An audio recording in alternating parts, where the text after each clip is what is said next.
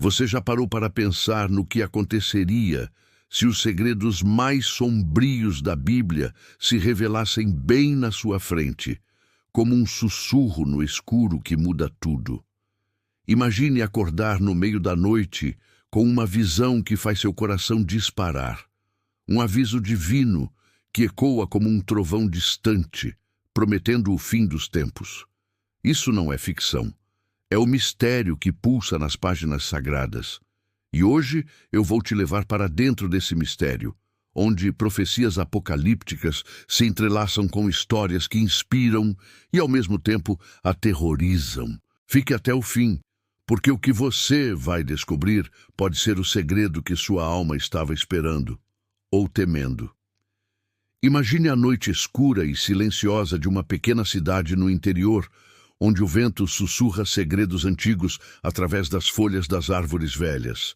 Lá, em uma casa isolada no topo de uma colina, vivia um homem chamado Elias, um professor de história aposentado.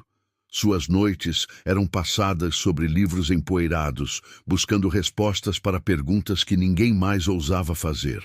Elias não era um crente fervoroso. Algo, porém, o atraía para as páginas amareladas da Bíblia, como se um chamado invisível o puxasse para o abismo dos mistérios divinos. Ele havia perdido tudo: sua esposa em um acidente inexplicável, sua filha para o mundo distante das grandes cidades e sua fé para o vazio da dúvida.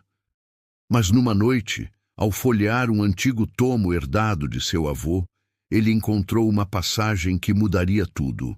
Um versículo esquecido em Apocalipse, que falava de selos quebrados e trombetas que ecoariam no fim dos tempos.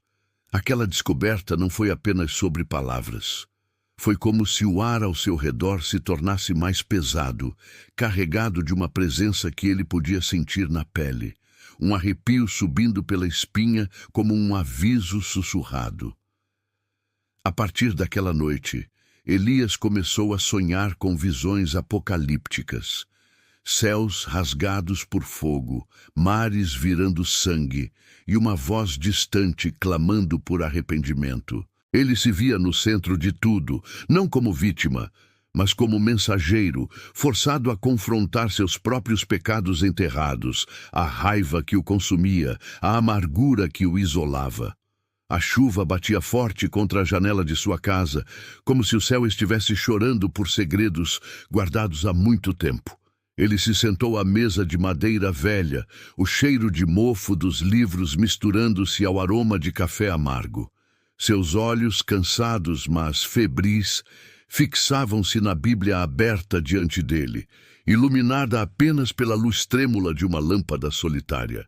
E vi quando o cordeiro abriu um dos selos, e ouvi, como se fosse a voz de um trovão, um dos 4 animais dizendo: "Vem e vê." Ele murmurava para si mesmo, citando Apocalipse 6:1. As palavras vibravam em seu peito como um chamado inescapável. Elias não era mais o mesmo homem desde que herdara aquele livro de seu avô, um pregador itinerante que morrera sussurrando sobre visões do fim. No início, era curiosidade. Por que seu avô marcara aquelas páginas com anotações febris, falando de sinais nos céus e advertências divinas que o mundo ignorava? Mas à medida que as noites se arrastavam, a curiosidade de Elias se transformou em algo mais profundo, mais inquietante. Ele começou a sentir uma presença na sala, um peso invisível que o fazia olhar por cima do ombro, como se alguém ou algo o observasse. Essa sensação não era constante, mas surgia nos momentos de maior concentração, quando ele se debruçava sobre as passagens mais enigmáticas do livro de Daniel ou do Apocalipse de João. Era uma quietude carregada, uma eletricidade no ar que precedia uma tempestade. Seus sonhos tornaram-se mais vívidos e perturbadores. Ele não apenas via as visões, ele as vivia. Em uma noite, ele se viu transportado para a cova dos leões, ao lado do profeta Daniel. Mas em seu sonho, os leões não eram apenas feras. Eles tinham os rostos de pessoas que ele conhecera, pessoas que o haviam magoado ou que ele mesmo havia falhado em proteger. Eles rosnavam, não com fome de carne, mas com acusações de suas próprias falhas, de sua raiva silenciosa, de seu orgulho ferido. Ele acordava suando frio, o coração martelando contra as costelas, as acusações ecoando em sua mente como se fossem reais. A tensão crescia dentro dele, um conflito interno que o dilacerava.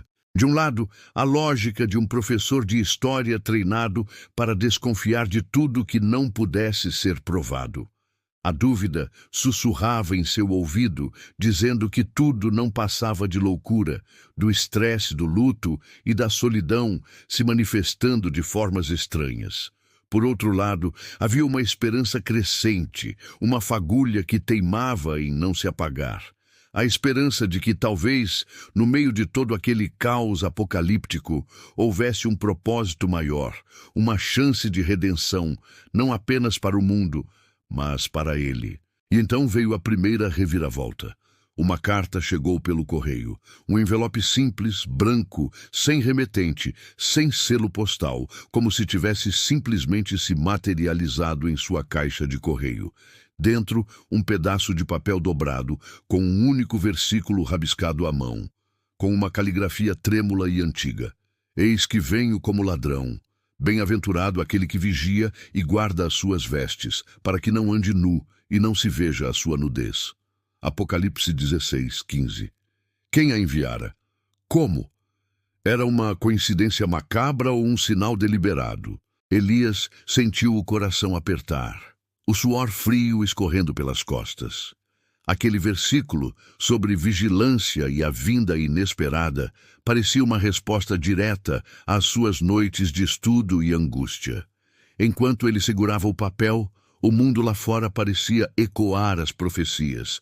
Ele ligou a TV e os noticiários falavam de guerras distantes em terras que pareciam saídas de mapas bíblicos. Relatórios sobre fomes que se espalhavam como uma praga silenciosa, e naquela mesma semana, um terremoto de grande magnitude sacudiu uma região remota, fazendo a terra tremer como uma advertência. Os sinais que ele lia nos livros antigos estavam se tornando as manchetes do dia. A linha entre a profecia e a realidade estava se desfazendo diante de seus olhos. Ele não conseguia mais ficar parado. Impelido por uma força que não compreendia, começou a caminhar pelas ruas da cidade à noite. O asfalto úmido sob seus pés, o vento frio carregando ecos de vozes antigas, de lamentos e preces. Ele olhava para as janelas iluminadas das casas, para as pessoas vivendo suas vidas normais, alheias à tempestade que ele sentia se formando, e se perguntava: será que eu sou o próximo a ser chamado? Será que a minha voz será usada para testemunhar o juízo final? A narrativa que ele lia na Bíblia não era mais apenas uma história antiga. Ela o puxava para dentro, para o olho do furacão. Cada página virada revelava não apenas palavras, mas ecos de sua própria dor. A passagem sobre o luto e a perda o lembrava da morte de sua esposa. Ele se lembrava daquela noite fatídica, da discussão boba que tiveram antes de ela sair. Ele nunca se perdoou. A culpa que ele guardava em segredo agora parecia conectada às profecias de julgamento e penitência. E se as profecias não fossem apenas sobre o mundo, mas sobre ele, sobre cada um de nós, sobre o juízo que enfrentamos em nosso próprio coração? A emoção o sufocava, uma mistura avassaladora de medo e um profundo anseio por algo maior, por perdão, por sentido. Pela primeira vez em anos, ele se ajoelhou, não na igreja, mas no chão frio de sua sala de estar, e sussurrou preces que há muito tempo não saíam de seus lábios. Ele não pedia para entender, pedia apenas por misericórdia. A história de Elias é um espelho das advertências divinas que pulsam nas veias da Bíblia. Ela nos força a questionar. E se os segredos sagrados não forem feitos para serem simplesmente desvendados como um quebra-cabeça, mas para nos transformar antes que seja tarde demais? Elias, em sua busca por respostas sobre o fim do mundo, acabou encontrando o começo de sua própria jornada de redenção. E talvez esse seja o maior segredo de todos. Obrigado por assistir até aqui. Se essa história mexeu com você e te fez pensar, deixe seu like, compartilhe com alguém que também se interessa por esses mistérios e não se esqueça de se inscrever no canal para mais vídeos como este. Até a próxima!